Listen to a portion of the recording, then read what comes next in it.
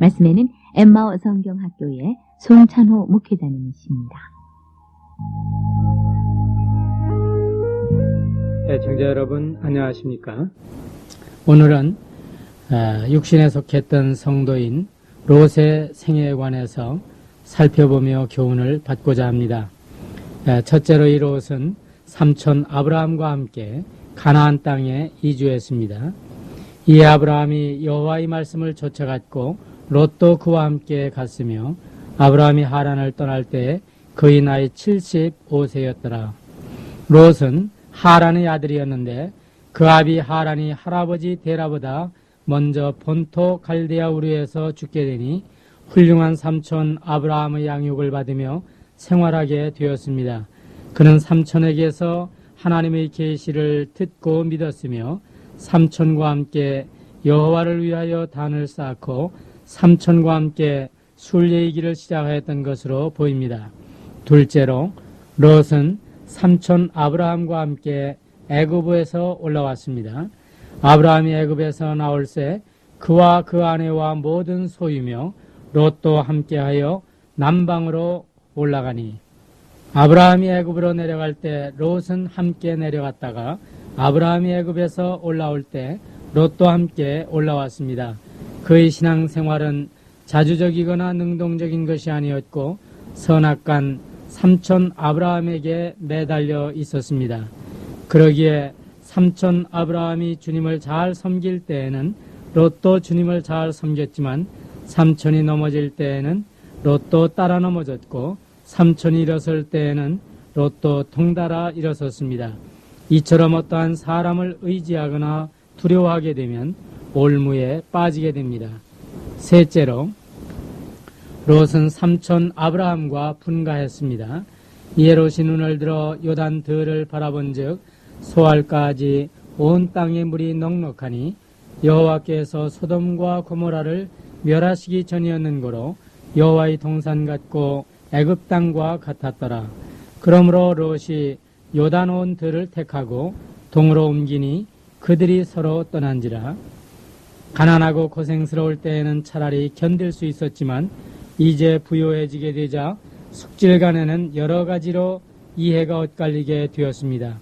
이런 경우에 롯이 의뢰이 삼촌에게 선택의 우선권을 주는 것이 도리이지만 그는 이미 재물의 마음을 빼앗겨 양보의 미덕이나 염치를 차릴 수 없었습니다. 롯이 보고 마음이 움직여서 선택하고 이사해서 머무르는 과정은 성도가 타락해가는 공통적 과정입니다. 넷째로 롯은 포로가 되었으나 삼촌 아브라함에 의해 구출되었습니다.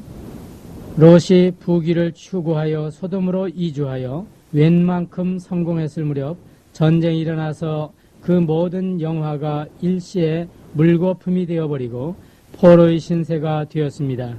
세상이나 세상에 있는 것을 사랑하게 되면 마침내 세상의 포로가 되고 이로 인하여 주님 안에서 누렸던 신앙적 유익을 모두 잃어버리게 되는 것을 우리의 경험에서도 알게 됩니다. 삼촌 아브라함의 구조를 받았지만 깨닫지 못한 채 여전히 소돔에 머무르고 있는 롯의 모습은 안타까움을 느끼게 합니다. 다섯째로 롯은 소돔에서 부귀를 누렸습니다. 당시 성문은 뭇사람들이 출입하고 모이는 곳으로서 백성의 지도자들이 성문에 앉아 다스리고 재판했습니다. 이제 롯은 재물도 풍부하고 출세도 했습니다. 그럼에도 불구하고 롯은 신앙적으로나 도덕적으로 무력하기 짝이 없었으며 심령에 참된 평안과 기쁨도 없었습니다. 해질 무렵 남자의 모습으로 롯의 집에 머물고 있던 천사들을 향하여 남자가 남자로 더불어 부끄러운 일을 하겠다고 아우성치는 군중에게 자신의 정원한 두 딸을 제물 삼아 흥정하고 있는 롯은 세상을 사랑하던 사람의 비참한 말로를 잘 보여주고 있습니다. 여섯째로 소돔과 고모라가 멸망을 당하던 날에 롯은 겨우 구원을 받았습니다. 그 사람들이 그들을 밖으로 이끌어낸 후에 이르되 도망하여 생명을 보존하라. 돌아보거나 들에 머무르거나 하지 말고 산으로 도망하여 멸망함을 면하라.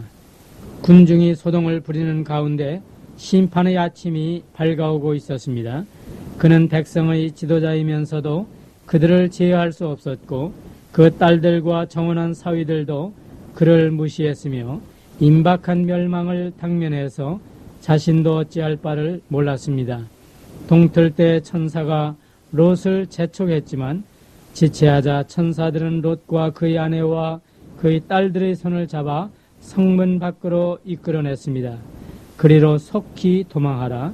네가 거기 이르기까지는 내가 아무 일도 행할 수 없노라. 비록 육신적이고 세상적이고 정욕적인 사람이었지만 롯은 하나님이 보실 때 의로운 사람이었고 거듭난 사람이었습니다. 롯의 생활은 이방인과 다름없었지만 하나님은 롯을 그 엎으시는 중에서 구출하신 것입니다.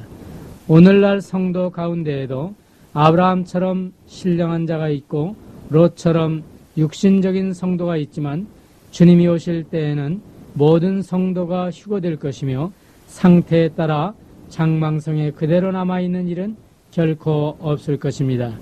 롯을 그 엎으시는 중에 구원하신 하나님은 예수님을 확실히 믿은 모든 사람들을 반드시 환난에 앞서 옮기실 것입니다. 문제는 참으로 거듭난 신자인가 아니면 사이비 신자인가에 있으며 얼마나 잘 섬기고 있는가의 문제가 아닙니다. 성도 개개인에 대한 상급은 다르지만 믿음으로 말미암아 의롭게 되고 구원받는 원칙에는 차별이 없습니다. 7째로 롯의 아내는 뒤를 돌아본 거로 소금 기둥이 되었습니다. 세상의 빛과 소금이 되어야 할 그들의 간증은 세상을 사랑하고 하나님의 말씀을 불신함으로 말미암아 가리워져 버렸습니다. 성중에 내게 속한 자들을 다 성 밖으로 이끌어내라. 일어나 여기 있는 네 아내와 두 딸을 이끌라. 도망하여 생명을 보존하라. 돌아보거나 들에 머무르거나 하지 말고 산으로 도망하여 멸망함을 면하라. 그리로 속히 도망하라. 하나님이 거듭거듭 경고하셨지만 세상을 사랑하던 롯의 아내에게는 귀머거리와도 같았습니다. 이로써 생전에 소금의 구실을 하지 못했던 롯의 아내는 소금 기둥으로 남아 지금도 세상을 사랑하는 자의 결국을 경고해 주게 된 것입니다. 8째로 롯은 겨우 피난한 후에도 잘못된 습관에서 벗어나지 못했습니다. 사람은 습관에서 벗어나기가 어렵습니다. 롯은 그의 지난 날을 반성하고 소돔의 멸망을 계기로 돌이키는 것이 마땅한 일이었지만 역사상 유례가 없는 하나님의 징계도 그의 타성을 바꾸어 놓지는 못했습니다. 9째로 롯은 세상과 짝하여 살아가는 성도의 모형이 되고 있습니다. 베드로후서 2장 6절로 8절에는 소돔과 고모라 성을 멸망하기로 정하여 죄가 되게 하사 후세 경건치 아니할 자들에게 본을 삼으셨으며 무법한 자의 음란한 행실을 인하여 고통하는 의로운 롯을 건지셨으니 이 의인이 저희 중에 거하여 날마다 저 불법한 행실을 보고 들으므로 그 의로운 심령을 상하니라. 롯은 믿음으로 의롭다함을 받았지만 불법한 분위기에서 그들과 다름없이 타락해 있음을 볼 때 악한 동무들은 선한 행실을 더럽히게 되므로 멀리해야 하며 날마다 때마다 말씀과 기도로 경건에 이르기를 힘써야 할 것입니다. 회개하고 예수님을 믿음으로 구원을 받았다면 롯처럼 결코 멸망을 당할 수 없지만 주님을 떠나 세상을 사랑할 때 그의 간증은 불신자보다 더 악할 수도 있습니다.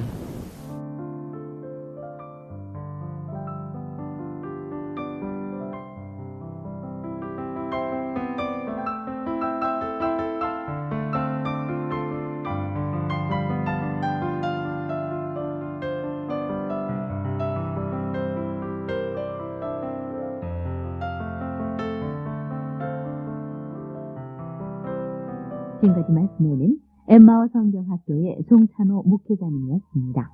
빛을 따라서 화요일 순서를 마칩니다.